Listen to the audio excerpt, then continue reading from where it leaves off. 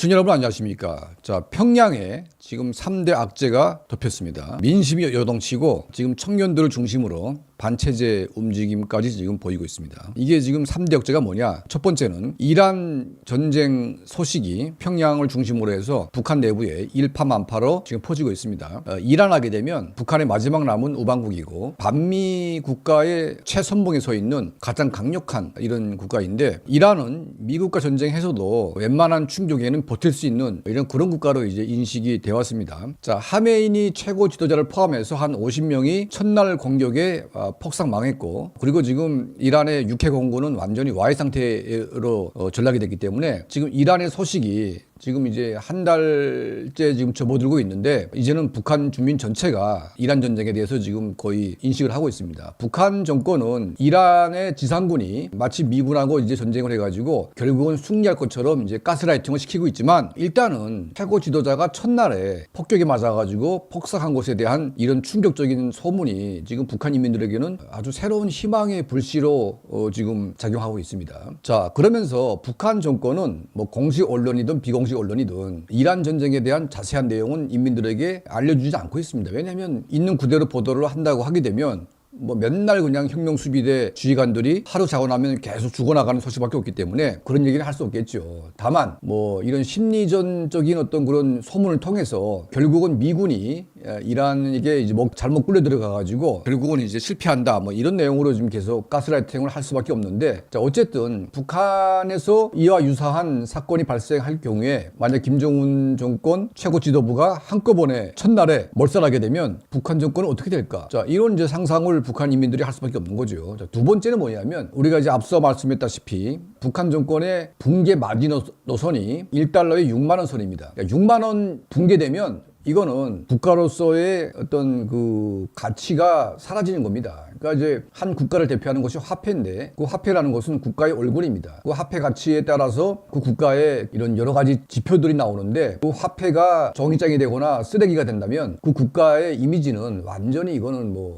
국가라고 말하기 힘든 거죠. 자, 베네수엘라가 비슷한 사례였고, 지금까지 망한 국가의 대부분이 화폐가 이제 무너진 그런 결과입니다. 지금 북한의 화폐는 베네수엘라보다 더 지금 심각한 그런 상황에 직면했습니다. 자, 1달러에 8,000원대도 원래 높은 거죠. 왜냐하면 한 달 월급이 5,000원 선이었는데 1달러에 8,000원이면 일반 노동자 그 공무원들이 한 달 월급이 5,000원이면 1달러도 못 버는 돈 아닙니까? 그러니까 1달러에 8,000원도 높은 건데 지금 1달러에 5만 원 선이 붕괴돼 가지고 6만 원까지 갈 수 있습니다. 자, 6만 원 가면 이거는 북한 정권의 완전 붕괴가 되는 거죠. 자, 세 번째는 뭐냐? 지금 그 이란의 그 원유 공급, 이게 지금 거의 쉽지가 않고 베네수엘라가 원유 공급이 중단됐습니다. 중국에. 자, 중국이 지금 에너지 수급에 비상사태가 걸린 상태이기 때문에 지금 북한으로 연간 50만 배럴의 석유관을 통해서 그 원유를 공급하던 것들이 지금 거의 중단되거나, 이제 원유가 뭐 해결되게 되면 뭐 추가로 지원한다는 뭐 그런 명목이긴 하지만 중단됐거나 조금 들어가거나 뭐 이런 식으로 되다 보니까 이 중국의 원유 지원이 북한 정권의 생명줄과 같은 비슷한 겁니다. 자, 이걸 통해서 기본적인 어떤 석유 화학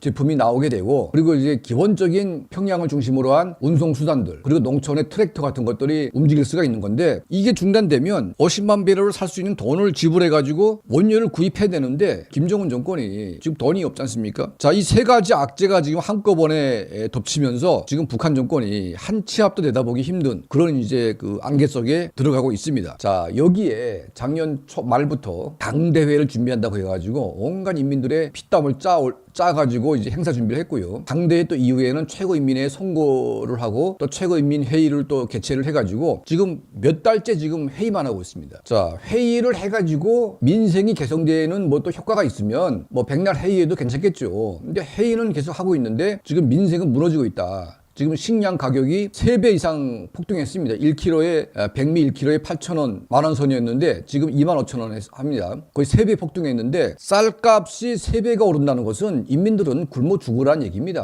그러니까 지금 코로나 때부터 고난의 행군 때보다 더 힘들다, 그런 얘기가 나왔는데, 지금 코로나 때 고난의 행군보다 더 힘들었다면 지금은 그땐 좀 나았다, 이 정도로 지금 형편이 안 좋다는 거죠. 그러니까 지금 대량 아사가 임박했고 더 이상 인민들이 아무리 쥐어짜도 살 수가 없는 단계로 지금 진입을 하고 있습니다. 그러니까 우리가 보는 평양은 김정은과 이제 그 일당들이 뭐 회의장에 앉아가지고 멀쩡하게 지금 살도 붙어 있고 뭐 걔네들은 이제 인민들의 피땀을 짜올려 가지고 공급받으니까 굶질 않겠죠. 그러니까 걔네들 모습이 그냥 이제 평양의 0.01%밖에 안 되는 그 인간들만 이제 사람 사는 모습이 보이고 있고 우리가 언제 한번 북한의 지방을 본 적이 있습니까? 북한의 언론들이 북한의 지방의 인민들의 사는 모습을 촬영해가지고 보인 적이 있습니까? 없습니다. 실제로 북한 인민들이 어떻게 살고 있는가에 대해서 북한 언론은 단 한 번도 보도한 적이 없고 그리고 이제 몰래 카메라가 북한에 들어가가지고 몰카로 북한을 많이 찍어왔는데 이것도 지금 좌파 정부의 어떤 그런 그 북한에 무슨 건드리는 것을 싫어해가지고 국정원이든 어디든 북한 내부를 실제로 알기 위한 그런 노력을 다 중단한 상태입니다. 그러니까 누가 돈 들여가지고 북한에 몰카 찍어가지고 이제 북한의 실상을 보여줘야 되는데 이거 하는 사람이 없습니다. 그러니까 우리가 사실은 돈이 많으면 북한에 몰카를 잔뜩 보내가지고 찍어오면 될 텐데 아직 그럴 여력은 안 되고 있죠.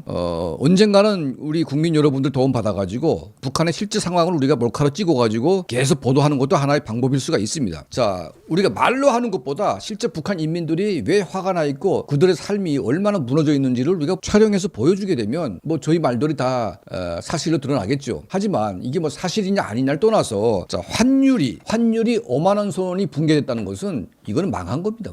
완전히 망했어요. 우리가 이제 대한민국이 환율 1,500원 시대에 왔는데 예를 들면 1달러에 3,000원 간다. 2배로 떴다. 나라 망한 거죠. 완전히. 우리가 IMF 때 저도 그때 있었는데 1달러에 2,000원까지 떨어졌습니다. 그때 이제 한국 돈의 가치가 완전히 이제 떨어졌죠. 그래도 무슨 뭐 200% 떨어진 건 아닙니다. 그러니까 최저 환율 800원에서 한 2,000원 갔으니까 한 2.5배 정도 떨어졌는데 지금 북한은 지금 몇 배입니까? 지금 이게 8,000원에서 8,000원도 원래 높은 건데 지금 5만 원 선이 붕괴됐으니까 북한 정권이 수명을 다한 겁니다. 경제를 살려가지고 북한 민생을 살릴 수 있는 그 어떤 기회도 지금 상실한 상태고 김정은의 능력과 김정은의 머리 가지고서는 북한 인민들의 경제를 살릴 수가 없다. 경제가 무너진 국가는 결국은 망하는 겁니다. 자, 아무리 인민들의 그 눈과 귀를 막고 이 정권의 하수인들이 인민들을 통제한다고 해도 결국은 끝이 있다. 그러니까 적당한 만큼 인민들을 먹고 살게 하는 게 그나마 정권을 유지시키는 하나의 흐름일 수가 있는데 이거는